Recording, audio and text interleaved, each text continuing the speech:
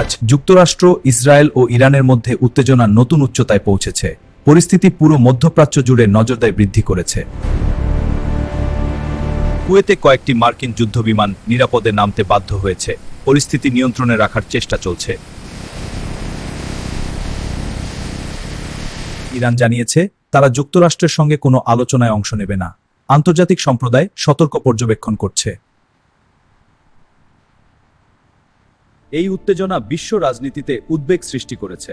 জাতিসংঘ সহ বিভিন্ন আন্তর্জাতিক সংস্থা পরিস্থিতি মনিটর করছে। ইরানের প্রাক্তন ফুটবল খেলোয়াড় রশিদ মাজাহেরি সামাজিক যোগাযোগ মাধ্যমে বিতর্কিত একটি পোস্টের পর পরিবারের সঙ্গে যোগাযোগ হারিয়েছে। আন্তর্জাতিক নজর এখন আরও কড়া।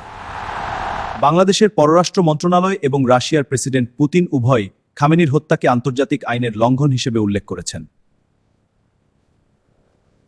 উত্তেজনার প্রভাব ইতিমধ্যেই বিশ্ববাজারে পড়েছে, বিশেষ করে স্বর্ণ ও জ্বালানির দামে।